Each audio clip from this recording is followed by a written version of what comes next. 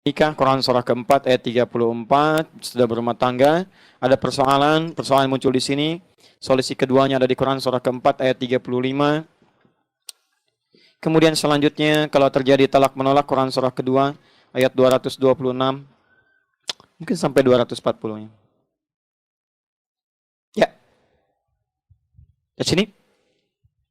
Pertama, tidak ada orang menikah tidak punya masalah. Ingat itu. Dalilnya ada di Quran surat 30 ayat 21.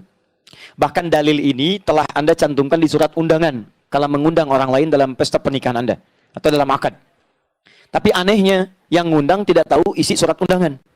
Itu aneh. Harusnya orang yang mengundang tahu isi undangan. Ini disebarkan tapi nggak dibaca isi undangannya.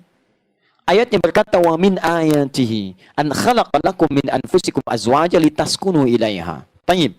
Fokus, duhai Anda yang merindukan samara, bahkan samarata dalam rumah tangganya, sakinah, mawaddah dan rahmah. Tayyib, teman-teman, lihat baik-baik. Sakinah itu apa itu sakinah? Orang Arab mengatakan begini, sakanatus syajaratu idza dhahabatir ruh, dhahabatir rih. Pohon ini, tangkai ini akan tenang kalau angin yang menerpa itu sudah hilang. Sakinah itu ketenangan yang lahir setelah angin yang menerpa hilang. Dia ada dua jenis tenang dalam bahasa Arab. Satu namanya tumaknina, ketenangan yang datang lewat ibadah. Yang kedua namanya sakinah, ketenangan yang datang setelah ada ujian. Angin pergi, tiba-tiba tenang. Ya, ada persoalan. Menikah, Quran surah keempat ayat 34, sudah berumah tangga, ada persoalan muncul di sini. Solusi keduanya ada di Quran surah keempat ayat 35. Kemudian selanjutnya kalau terjadi talak menolak, Quran surah kedua ayat 226. Mungkin sampai 240-nya. Ya. Di sini. Pertama, tidak ada orang menikah tidak punya masalah. Ingat itu.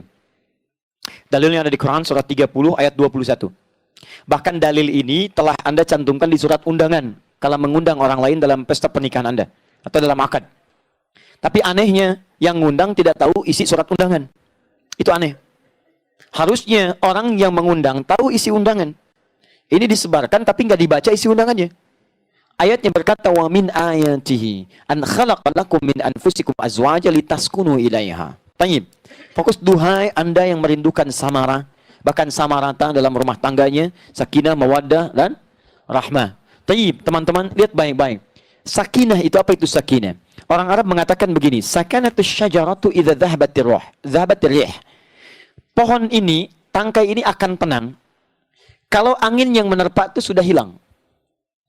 Sakinah itu ketenangan yang lahir setelah angin yang menerpa hilang. Dia ada dua jenis tenang dalam bahasa Arab. Satu namanya tumaknina, ketenangan yang datang lewat ibadah. Yang kedua namanya sakinah, ketenangan yang datang setelah ada ujian. Angin pergi, tiba-tiba tenang. Ya, maaf, datang, misalnya di dalam satu bahtera, tiba-tiba ada badai, ada ombak tinggi. Oh, gonjang-ganjing, gonjang-ganjing. Bukankah setelah ombak tinggi hilang, tenang kan? Tenang, teduh ya. Teduh itu muncul setelah ombaknya hilang. Kalau nggak ada ombak, ketenangan nggak dirasakan. Dan hebatnya kadang-kadang lebih tenang dibandingkan sebelum ada ombak.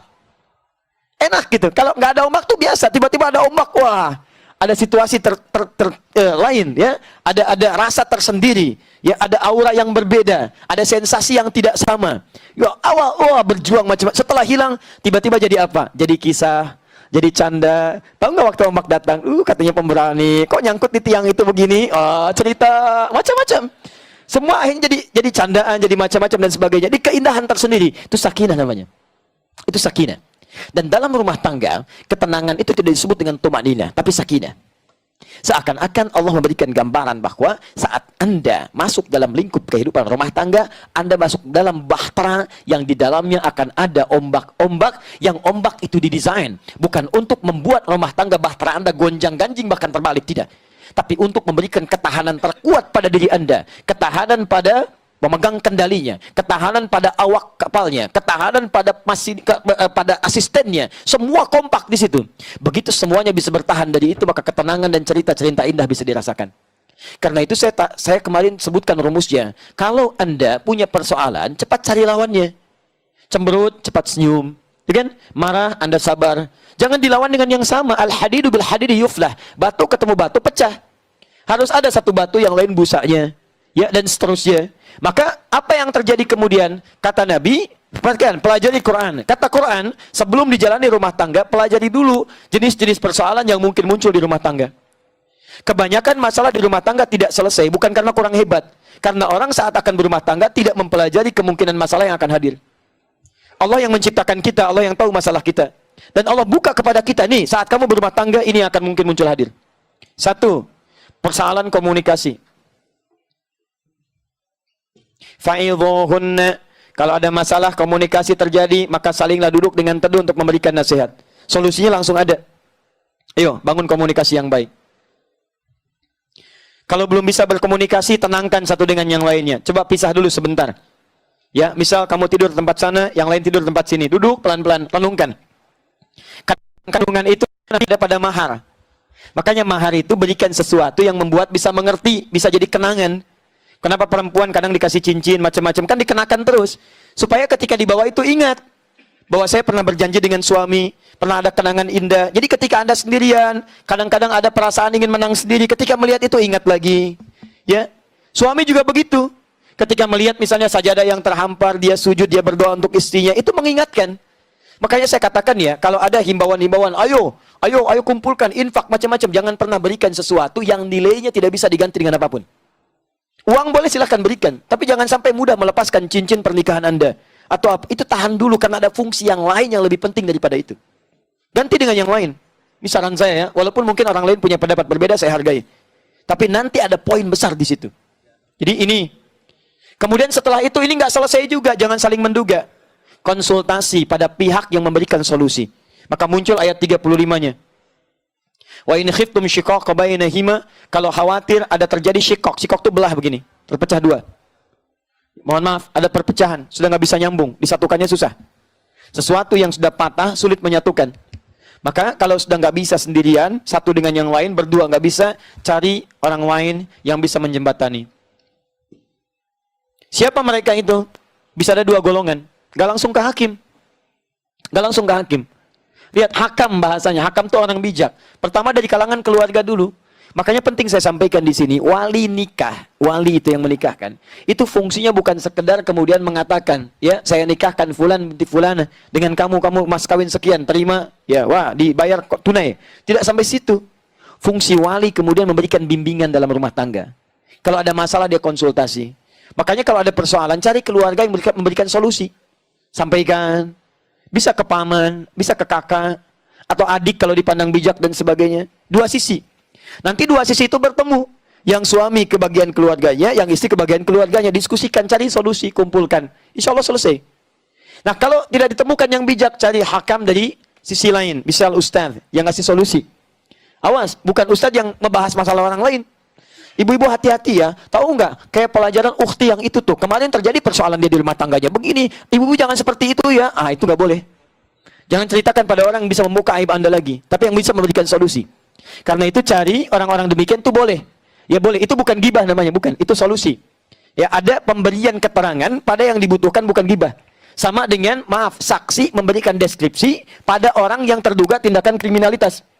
Ada perampokan misalnya, Anda melihat. Kemudian ketika itu jadi saksi di persidangan misalnya, coba ceritakan saat dia merampok. Maaf Pak Hakim, itu gibah, saya tidak berkenan. Nggak bisa. Kalau seperti itu nggak akan kena hukumnya. Jelas ya? Maka ini saya sarankan ini dulu, konsultasi dan seterusnya sehingga mendapatkan solusi. Nah kalau sampai pada tahap yang tinggi, sampai kemudian mesti berpisah dengan talak, ingat baik-baik, talak ketika diungkapkan, Allah turunkan syariat talak pada asalnya bukan untuk memisahkan, tapi memberikan jeda paling akhir untuk bisa merenungkan sehingga bisa kembali lagi. Saking inginnya Allah, kedua rumah tangga itu tetap bersatu kembali. Makanya talak pertama disebut talak raj'i. Raj'i dari kata rujuk. Rujuk itu diserap ke dalam bahasa Indonesia menjadi rujuk namanya. Raj'i. Ruju'un. Kembali, pulang, balik. Makanya ketika seseorang perempuan misalnya kena talak, Quran surah kedua ayat 226, wal mutallaqatu yatarabbasna bi anfusihinna thalathata qura. Awas hati-hati ketika kemudian ditalak, maka muncul pada perempuan qurra. Awas hati-hati ketika kemudian ditalak, maka muncul pada perempuan itu masa menunggu selama 3 kali masa suci. Baik ditalak dalam keadaan suci, tunggu kemudian masa haid sekali, suci, haid kedua kali, suci, haid ketiga kali, suci. Nah dalam masa suci itu bukan nunggu kemudian sampai pisah, bukan. Bukan, tapi suami merenung, istri merenung. Dalam masa menunggu itu istri nggak boleh menikah lagi. Tapi diminta untuk merenung, itu masa konsultasi, lama tuh 3 kali suci, lama. Di suami minta pertimbangkan lagi, baik kalau sudah ada anak misalnya dan sebagainya.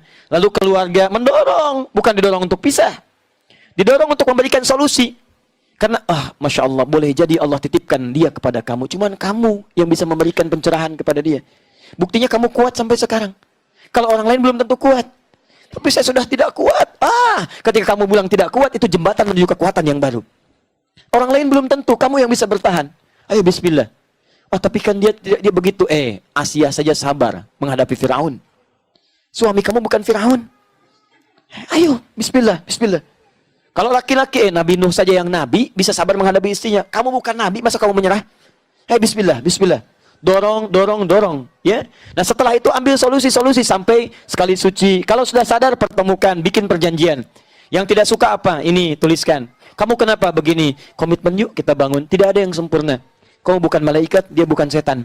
Selama kalian manusia, pasti ada salah wajar. Kalau pengen dicari, akan ketemu. Bismillah, terus ajarkan. Sudah seperti itu 2 kali suci belum ketemu, yang ketiga kali. Kalau sudah 3 kali kemudian, mohon maaf, tidak juga ada pertemuan, tidak ada kesadaran, maka berhak si perempuan kemudian untuk memutuskan apakah dia akan menikah dengan yang lain atau tidak. Tapi sepanjang dari masa itu, tiba-tiba suami pengen rujuk ya, maka perempuan tidak ada alasan untuk menolak. Awas, dan jangan sengaja memancing karena pengen pisah, sengaja mengeluarkan kalimat. Bang, kok cinta terus? Sekali-kali bilang tolak dong. Itu gak boleh. Nggak boleh, ya, awas. Atau memancing keadaan supaya menolak, itu haram hukumnya. Dan wanita seperti itu tidak akan pernah mencium bau surga. Tidak akan nyium, bukan masuk, nyium aja enggak. Nyium aja tidak, itu bahaya, ya. Karena itu bagaimana solusinya? Saya katakan pertama, pada kalimat seperti ini tidak langsung berlaku 3, dan jangan main-main ya. Main-main, thalathatun jidduhunna jiddun. Ada 3 hal yang main-mainnya jadi kenyataan, seriusnya pun jadi nyata. Termasuk pernikahan. Makanya artis-artis juga saya sarankan nih teman-teman di artis, hati-hati kalau ada adegan-adegan pernikahan, awas jangan diucapkan secara nyatanya. Awas hati-hati, itu bisa jadi nyata. Ya saya terima nikahnya si Fulana binti Fulan gini-gini dengan mas kawin sekian, disebutkan plus dengan bapak biologisnya, langsung jadi itu. Ya, makanya dari situ hati-hati, hukum tuh harus jelas, harus jelas. Ya, harus jelas. Di dalam konteks ini baru talak yang pertama. Talak pertama itu dalam masa itu masa menunggu. Jadi dia masih boleh kalau tinggal serumah. Tapi ingat, kalau tiba-tiba terjadi hubungan misalnya, hubungan suami istri, itu sudah dipandang rujuk, selesai masalah. Iya, sudah selesai. Ditalak misalnya kan, talak pertama. Tiba-tiba lewat, kelihatan, dia ngapain ya, gitu kan? Terus malam-malam, aku rindu, misalnya, udah tiba-tiba terjadi hubungan, sudah nggak ada talak lagi. Di situ sudah rujuk namanya. Sudah rujuk. Dan tidak perlu diakadkan lagi. Tidak perlu diakadkan. Jelas ya? Nah, jadi yang seperti ini tinggal dicek saja, tapi hati-hati, kalau sudah 3 kali masa suci, maka perempuan itu berhak menentukan apakah dia akan memilih yang lain atau tidak. Tapi kuncinya di laki-laki, sepanjang ibunya ini tidak meminta, tidak menikah dengan orang lain, maka sang ayah, saya punya berita baik, ayahnya ingin mengatakan peluang rujuk. Sudah, langsung katakan saja, panggil keluarganya, saya menyadari saya khilaf kemarin, tidak ada laki-laki yang sempurna, silahkan, saya menyadari saya perempuan, saya laki-laki yang mungkin tidak sempurna bagi engkau. Ya saya tahu kamu memang tidak sempurna, ya itulah kesalahan saya. Ya saya silahkan tunjukkan pada saya apa yang salah. Banyak, nggak apa-apa tumpahkan aja nggak apa-apa, silahkan sampaikan. 1, 2, 3, ya kalau itu membuat kamu senang bahagia, ya saya bahagia dengan itu semua. Silahkan. Dia begitu sudah disampaikan, saya mohon maaf. Saya mohon maaf. Saya tidak tahu apakah ada yang lain memberikan kebahagiaan, tapi rasa-rasanya dibandingkan dengan masalah kita lebih banyak bahagianya. Kalau kita bisa mencoba menjalin dengan lebih baik, kita bisa menatap visi yang terbaik, saya akan berusaha menjadi suami yang terbaik untuk kamu. Mudah-mudahan Allah menggenggam tangan kita berdua dan menyatukan kita dalam kebaikan, dan boleh jadi itu harapan dari anak-anak kita. Kalau kamu merasa tidak merasakan tidak baik dengan saya, setidaknya pandanglah anak-anak. Mungkin dengan itu semua bisa meneduhkan hati kamu. Maka Masya Allah, sudah. Setelah itu sampaikan, ya misalnya Samsung S9. Selesailah masalah. Sekiranya itu ya. Jadi hukumnya baru talak pertama, setelah itu silakan suami ambil keputusan, anaknya dorong kebaikan.